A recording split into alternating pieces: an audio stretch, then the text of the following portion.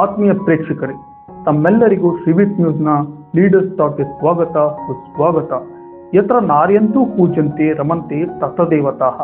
ಈ ಮಾತಿನ ಅರ್ಥವೇನು? ಪ್ರಾಚೀನ ಕಾಲದಲ್ಲಿ ಹೆಣ್ಣು ಮಕ್ಕಳಿಗೆ ವಿದ್ಯೆ ಸಿಗುತ್ತಿತ್ತ? ಇಂದಿನ ಕಾಲದ ಮಹಿಳೆಯರ ಪಾತ್ರವೇನು?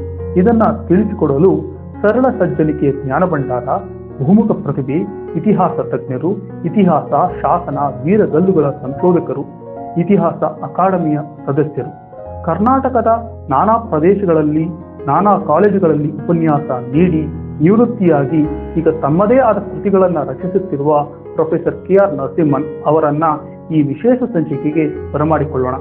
ನಮಸ್ಕಾರ ಸರ್. ನಮಸ್ಕಾರ. ತಮಗೆ ಇದ್ರ ಬಗ್ಗೆ ಅಭಿರುಚಿ ಯಾವಾಗ ಮೂಡ್ತು ಅಂತ ಹೇಳ್ತೀರಾ ಇತಿಹಾಸದ ಬಗ್ಗೆ? ಬೇಸಿಕಲಿ ಅಂದ್ರೆ ಮೂಲಭೂತವಾಗಿ ನಾನು ಕನ್ನಡ ಭಾಷೆ ಇವುಗಳನ್ನ ಕಲಿಸ್ತಕ್ಕಂತಹ ಒಬ್ಬ ಅಧ್ಯಾಪಕ ನಾನು ಆಗಿದ್ದೆ. 39 ವರ್ಷಗಳ ಸೇವೆಯನ್ನು ಮಾಡಿ 15 ವರ್ಷದಿಂದ ನಿವೃತ್ತನಾಗಿದ್ದೇನೆ ನಾನು. ನನಗೆ ಇತಿಹಾಸ ಅಂತನ್ನೋದು ಒಂದು ಉಪಲಂಬನವಾಗಿ, ಅಂತಂದ್ರೆ ನಾನು ಕಲಿಸತಕ್ಕಂತಹ ಸಾಹಿತ್ಯ, ಆ ಸಾಹಿತ್ಯಕ್ಕೆ ಸಂಬಂಧಪಟ್ಟಿರತಕ್ಕಂತಹ ಮಧ್ಯೆ ಮಧ್ಯೆ ಬೇಕಾಗಿರತಕ್ಕಂತಹ ಯಾವುದು ಆ ಸಾಹಿತ್ಯದಲ್ಲಿ ಬರ್ತಕ್ಕಂಥ ಕವಿಗಳು, ಆ ಕವಿಗಳನ್ನ ತಿಳ್ಕೊಂಡು ಹೋಗ್ತಕ್ಕಂಥ ಸಂದರ್ಭದಲ್ಲಿ ಅವರ ಕಾಲಘಟ್ಟಗಳಲ್ಲಿ ನಡೆದಿರತಕ್ಕಂಥ ಒಂದು ಇತಿಹಾಸದ ಚಟುವಟಿಕೆಗಳನ್ನು ತಿಳಿದುಕೊಳ್ಳೋದು ಕೂಡ ಪ್ರಯತ್ನ ಪಟ್ಟೆ. ಒಂದು. ಎರಡನೇದು, ನಾನು ವಿಶೇಷವಾಗಿ ದೇವಾಲಯಗಳನ್ನ ಕುರಿತು ಅಭ್ಯಾಸ ಮಾಡ್ಕೊಂಡು ಹೋಗ್ತಕ್ಕಂಥ ಸಂದರ್ಭದಲ್ಲಿ ದೇವಾಲಯಗಳ ಹಿನ್ನೆಲೆಯನ್ನು ತಿಳಿದುಕೊಳ್ಳಲಿಕ್ಕೆ ನನಗೆ ಅಲ್ಲಿ ಇರ್ತಕ್ಕಂಥ ಬರವಣಿಗೆ ಯಾವುದು ಶಾಸನ ಅಂತ ಕರಿತೇವೆ ನಾವು, ಆ ಶಾಸನಗಳ ಪರಿಚಯ ಅಗತ್ಯ ಇತ್ತು. ಹೀಗಾಗಿ ನನ್ನ ಬಿಡುವಿನ ವೇಳೆಯಲ್ಲಿ ಆ ಶಾಸನಗಳನ್ನ ಮತ್ತೆ ಈಗಾಗಲೇ ದಾಖಲಾಗಿರ್ತಕ್ಕಂಥ ಶಾಸನಗಳನ್ನ ನೋಡಿ ಅದರ ಲಿಪಿಯನ್ನ ಅಭ್ಯಾಸ ಮಾಡಿ ಅದನ್ನ ನಾನು ಒಂದು 40 ವರ್ಷದಿಂದಲೂ ಕೂಡ ಅದನ್ನ ಅಭ್ಯಾಸ ಮಾಡಿಕೊಂಡು ಹೋದೆ. ಹೀಗಾಗಿ ಇವತ್ತು ಏನೋ ಒಂದು ತಕ್ಕ ಮಟ್ಟಿಗೆ ನಾನು ಆ ಶಾಸನವನ್ನ ಓದತಕ್ಕಂಥ ನನ್ನ ಅನೇಕ ಶಿಷ್ಯರನ್ನ ಪಡ್ಕೊಳ್ಳೋದಕ್ಕೆ ಸಾಧ್ಯ ಆಗಿದೆ. ಶಾಸನ ಅಂತನ್ನೋದು ನನಗೆ ಈ ರೀತಿಯಲ್ಲಿ ದೇವಾಲಯಗಳ ಸಂಸ್ಕೃತಿಯನ್ನು ತಿಳ್ಕೊಳ್ಳಲಿಕ್ಕೆ, ಯಾಕೆಂತಂದ್ರೆ ದೇವಾಲಯಗಳು ಅಂತಕ್ಕಂಥದ್ದು ಒಂದು ದೊಡ್ಡ ಸಾಮಾಜಿಕ ಸಂಸ್ಥೆಗಳನ್ನು ಕೂಡ ಹೌದು. ಹೀಗಾಗಿ ಸಮಾಜಕ್ಕೆ ಸಂಬಂಧಪಟ್ಟಿರ್ತಕ್ಕಂಥ ಏನೆಲ್ಲ ಚಟುವಟಿಕೆಗಳಿದೆ ಆ ಚಟುವಟಿಕೆಗಳನ್ನು ಹೇಳ್ತಕ್ಕಂಥ ಶಾಸನಗಳನ್ನ ನಾನು ನೋಡೋಣ ಅಂತ ಅನ್ನೋ ಒಂದು ಪ್ರಯತ್ನಶೀಲನಾಗಿ ಅದರಲ್ಲಿ ನಾನು ನನ್ನನ್ನು ತೊಡಗಿಕೊಂಡೆ. ನಾನು 1985ರಲ್ಲೇನೆ ನನ್ನ ಜಿಲ್ಲೆ ಕೋಲಾರ ಜಿಲ್ಲೆ, ಆ ಕೋಲಾರ ಜಿಲ್ಲೆಯ ವೆಂಕಟೇಶ್ವರ ಮತ್ತೆ ಇತರ ವಿಷ್ಣು ದೇವಾಲಯಗಳ ಬಗ್ಗೆ ನಾನು ಬರೆಯುವಾಗ ಆ ದೇವಾಲಯಗಳ ಶಾಸನಗಳನ್ನ ನಾನು ಅಭ್ಯಾಸ ಮಾಡ್ಕೊಂಡು ಹೋದದ್ದು ನನ್ನ ಮೊದಲನೆಯ ಒಂದು ಆಯುಧ ಪೂಜೆ ಅಂತಾನೆ ನಾನು ಹೇಳಬೇಕು ಅದನ್ನ. ತದನಂತರದಲ್ಲಿ ಹಲವಾರು ಕೃತಿಗಳು ನಾನು ರಚಿಸಿದ್ದೇನೆ. ಅದು ದೇವಾಲಯಗಳಿಗೆ ಸಂಬಂಧಪಟ್ಟ ಹಾಗೆ, ಶಾಸನಗಳಿಗೆ ಸಂಬಂಧಪಟ್ಟ ಹಾಗೆ. ಮತ್ತೆ ಕರ್ನಾಟಕ ಇತಿಹಾಸ ಅಕಾಡೆಮಿ ನನ್ನ ಈ ಒಂದು ಕಾರ್ಯವನ್ನು ಗುರುತಿಸಿ ಕಳೆದ ವರ್ಷ ನನಗೆ ಇತಿಹಾಸ ಸಂಸ್ಕೃತಿ ಶ್ರೀ ಅಂತ ಒಂದು ಪ್ರಶಸ್ತಿಯನ್ನು ಕೂಡ ಕೊಟ್ಟಿದೆ. ಆ ಇತಿಹಾಸ ಅಕಾಡೆಮಿ ಮತ್ತೆ ಅದರ ಅಧ್ಯಕ್ಷರಿಗೆ ನಾನು ನನ್ನ ಗೌರವಪೂರ್ವಕವಾಗಿರ್ತಕ್ಕಂತಹ ನಮನಗಳನ್ನ ಸಲ್ಲಿಸ್ತೇನೆ. ನಿಮ್ಮ ಬಾಲ್ಯ ಮತ್ತು ವಿದ್ಯಾಭ್ಯಾಸ ಯಾವ ರೀತಿ ಇತ್ತು? ಶ್ರೀ ವಿನಾಯಕನ ಆರಾಧ್ಯ ಕ್ಷೇತ್ರವಾಗಿರತಕ್ಕಂತಹ ಕೋಲಾರ ಜಿಲ್ಲೆ ಮುಳಬಾಗಿಲು ತಾಲೂಕಿನ ಕುರುಡುಮನೆ ಗ್ರಾಮದವನು ನಾನು. ನನ್ನ ತಂದೆ ರಾಘವೇಂದ್ರ ರಾವ್ ಮತ್ತು ತಾಯಿ ರಮಾಮಣಿಯಮ್ಮ. ನಮ್ಮದು ತುಂಬಾ ದೊಡ್ಡ ಅವಿಭಕ್ತ ಕುಟುಂಬವಾಗಿತ್ತು. ನಾನು 1950ರಲ್ಲಿ ಜನಿಸಿದೆ ನಾನು. ಹೀಗಾಗಿ ನನ್ನ ಆ ಅವಿಭಕ್ತ ಕುಟುಂಬದಲ್ಲಿ ನನ್ನ ದೊಡ್ಡಪ್ಪನ ಮಕ್ಕಳು, ನನ್ನ ತಂದೆಯ ಮಕ್ಕಳು, ಹಾಗೇನೆ ನನ್ನ ಚಿಕ್ಕಪ್ಪ, ಇವರೆಲ್ಲರೂ ಕೂಡ ಸುಮಾರು ಒಂದು 20 ಜನ ಇದ್ದಂತಹ ಒಂದೊಂದು ದೊಡ್ಡ ಕುಟುಂಬ.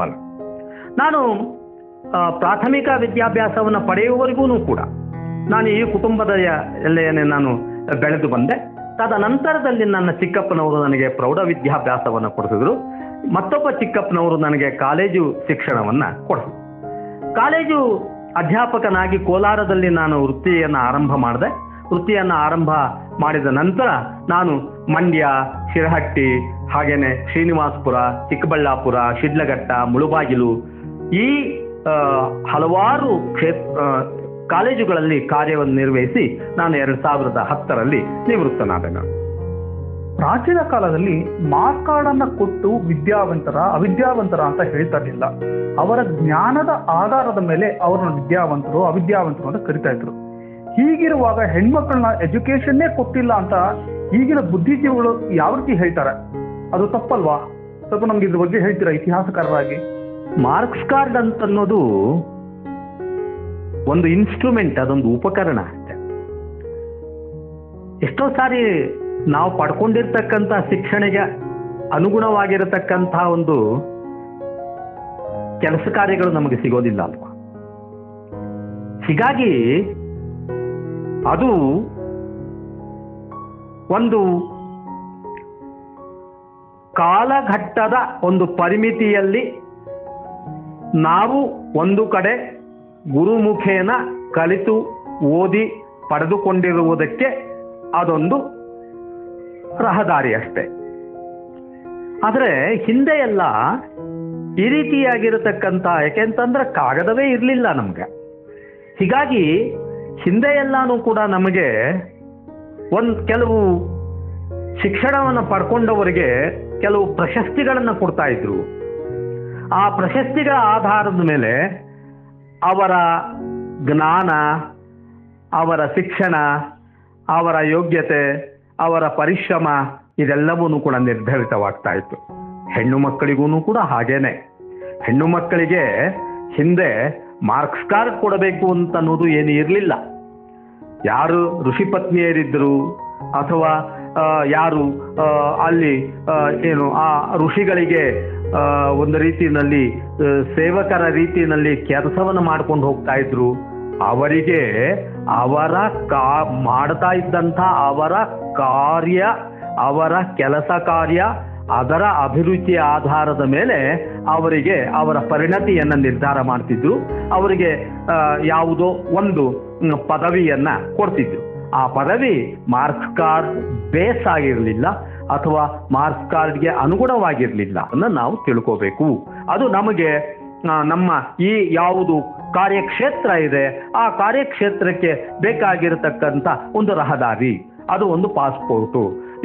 ಇವನು ಟೆಕ್ನಿಕಲ್ ಎಜುಕೇಷನ್ನು, ಇವನು ಮೆಡಿಕಲ್ ಎಜುಕೇಷನ್ನು, ಇವನು ಎಂಥದ್ದು ಕೃಷಿಗೆ ಸಂಬಂಧಪಟ್ಟಿರ್ತಕ್ಕಂಥ ಇದು, ಅಥವಾ ಇವನು ಇನ್ಯಾವುದೋ ಜನರಲ್ ಸಾಮಾನ್ಯವಾಗಿರ್ತಕ್ಕಂಥ ಡಿಗ್ರಿಯನ್ನು ಪಡ್ಕೊಂಡಿದ್ದಾನೆ ಅಂತ ಅನ್ನೋದರ ಆಧಾರದ ಮೇಲೆ ನಮಗೆ ಕೆಲಸ ಕಾರ್ಯಗಳನ್ನು ಕೊಡ್ತಾರೆ. ಆದರೆ ಇದಕ್ಕಿಂತಲೂ ಮುಖ್ಯವಾಗಿ ನಮಗೆ ಬೇಕಾಗಿರ್ತಕ್ಕಂಥದ್ದು, ನಾವು ಕೆಲಸವನ್ನು ಪಡ್ಕೊಳ್ಳೋದಕ್ಕೆ ಬೇಕಾಗಿರ್ತಕ್ಕಂಥದ್ದು ಏನು ಅಂತಂದರೆ ನಮ್ಮ ಒಂದು ಓರಿಯೆಂಟೇಷನ್ ಆಗಿರತಕ್ಕಂಥ ರೀತಿ, ಆ ಓರಿಯೆಂಟೆಡ್ ಆದಂತಹ ಶಿಕ್ಷಣ, ಅದರ ಮೂಲಕವಾಗಿ ನಾವು ಪಡ್ಕೊಳ್ತಕ್ಕಂತಹ ಒಂದು ಏನಪ್ಪ ಅಂತಂದ್ರೆ ವೃತ್ತಿ ಇದೆಯಲ್ಲ, ಅದು ಹೆಚ್ಚು ಮಾನ್ಯವಾಗತ್ತೆ ಅಂತ ಅನಿಸ್ತದೆ. ಆದ್ರಿಂದ marks card is not primary source. ನಾವು ಅದನ್ನು ಹಾಗೆ ಅಂತ ಏನು ತೆಗೆದುಕೊಳ್ಬೇಕಾದ ಅಗತ್ಯ ಇಲ್ಲ. ಅದೊಂದು ಬಂಡವಾಳ, ನಮಗೆ ಅದೊಂದು ಕೆಲಸವನ್ನು ಪಡೀಲಿಕ್ಕೆ ಬೇಕಾಗಿರ್ತಕ್ಕಂಥ ಒಂದು ಸರ್ಟಿಫಿಕೇಟು ಅಂತ ನಾವು ತೆಗೆದುಕೊಳ್ಬೋದು. ಸೊ ಹಾಗಾದ್ರೆ ಗುರುಕುಲ ಸಿಸ್ಟಮ್ಗೂ ಮಾಡರ್ನ್ ಎಜುಕೇಶನ್ ಸಿಸ್ಟಮ್ಗೂ ಏನ್ ವ್ಯತ್ಯಾಸ ಅಂತ ಸ್ವಲ್ಪ ಹೇಳ್ತೀರಾ? ಮಾಡರ್ನ್ ಎಜುಕೇಶನ್ ಏನಾಯ್ತು ಅಂತಂದ್ರೆ, ಮಾಡರ್ನ್ ಎಜುಕೇಶನ್ ಸಿಸ್ಟಮ್ ಯಾಕೆ ಅಂತಂದ್ರೆ ವಾಸ್ಟ್ನೆಸ್ ಇದೆಯಲ್ಲ ಇವತ್ತು ಅಂತಂದ್ರೆ, ಮೊದಲು ಪರಿಮಿತವಾಗಿರತಕ್ಕಂಥ ಕ್ಷೇತ್ರಗಳಿತ್ತು. ಹಾಗಾಗಿ ಇವತ್ತು ಒಂದೊಂದು ಕ್ಷೇತ್ರಗಳಲ್ಲೂ ಕೂಡ ಮತ್ತೆ ತನ್ನದೇ ಆಗಿರತಕ್ಕಂತಹ ಒಂದು ಉಪ ಕ್ಷೇತ್ರಗಳೂ ಕೂಡ ಇದೆ. ಅದು ಮೆಡಿಕಲ್ ಇರಬಹುದು, ಅಥವಾ ಸೈನ್ಸ್ ಇರಬಹುದು, ಅಥವಾ ಕಾಮರ್ಸ್ ಇರಬಹುದು, ಎಲ್ಲವನ್ನೂ ಕೂಡ. ಹಾಗಾಗಿ ಮಾಡರ್ನ್ ಎಜುಕೇಶನ್ ಅಂತನ್ನೋದು ಬಂದದ್ದು ಈ ಆಧಾರದ ಮೇಲೆ. ಅಂದ್ರೆ ಕೆಲವರಿಗೆ ಆಯಾಯ ಒಂದು ವಿಶಾಲವಾಗಿರ್ತಕ್ಕಂಥ ಕ್ಷೇತ್ರದಲ್ಲಿರ್ತಕ್ಕಂಥ ಒಂದು ಉಪಕ್ಷೇತ್ರ ಯಾವುದಿದೆಯೋ ಅದರಲ್ಲಿ ಪರಿಣತಿ ಇರ್ತದೆ. ಆ ಕಾರಣದಿಂದ ನಾವಿವತ್ತು ಅದು ಮಾಡರ್ನ್ ಎಜುಕೇಶನ್ ಬಂತು. ಸೈನ್ಸ್ನಲ್ಲಿ ಎಂಥದ್ದು ಬಯೋಟೆಕ್ನಾಲಜಿ ಬರಬಹುದು ಅಥವಾ ಇನ್ಯಾವುದೋ ಬರಬಹುದು ಅಲ್ವಾ? ಖಂಡಿತ. ಸೊ ಮಾಡರ್ನ್ ಎಜುಕೇಶನ್ ಇವತ್ತು ಬೆಳೀತಾ ಇದ್ದೀವಿ ನಾವು. ಈ ಕಾರಣದಿಂದ ಮಾಡರ್ನ್ ಎಜುಕೇಶನ್ ನಲ್ಲಿ ಈ ರೀತಿಯಾಗಿರ್ತಕ್ಕಂಥ ಅಗತ್ಯ ಅಂತ ಅನಿಸ್ತಾ ಇದೆ ಇವತ್ತು. ಇಂಥ ಅನೇಕ ನೂರಾರು ಕ್ಷೇತ್ರಗಳು ಇರೋ ಕಾರಣದಿಂದಲೇ ನಮ್ಮಲ್ಲಿ ಉದ್ಯೋಗದ ಸಮಸ್ಯೆಗಳು ಸ್ವಲ್ಪಟ್ಟಿಗೆ ಪರಿಹಾರ ಆಗಿರ್ತಕ್ಕಂಥದ್ದು. ಇಲ್ಲದೇ ಇದ್ರೆ ಇನ್ನೂ ಬೃಹದಾಕಾರವಾಗಿರ್ತಿತ್ತು ಉದ್ಯೋಗದ ಸಮಸ್ಯೆಗಳು. ಆತ್ಮೀಯ ಪ್ರೇಕ್ಷಕರೇ, ವಿಡಿಯೋನಲ್ಲಿ ಜಾಸ್ತಿ ಇರೋದ್ರಿಂದ ಈ ವಿಡಿಯೋನ ಇಲ್ಲಿ ನಿಲ್ಲಿಸುತ್ತಿದ್ದೇವೆ. ಮುಂದಿನ ಭಾಗದಲ್ಲಿ ನಿಜವಾದ ಜ್ಞಾನ ಎಂದರೆ ಏನು ಅಂತ ಅರ್ಥೈಸಲು ಪ್ರೊಫೆಸರ್ ಇತಿಹಾಸ ತಜ್ಞ ಕೆ.ಆರ್. ನರಸಿಂಹನ್ ಅವರು ತಿಳಿಸಿಕೊಡುತ್ತಾರೆ. ಧನ್ಯವಾದಗಳು. ಮುಂದಿನ ಸಂಚಿಕೆಯಲ್ಲಿ ಭೇಟಿಯಾಗೋಣ.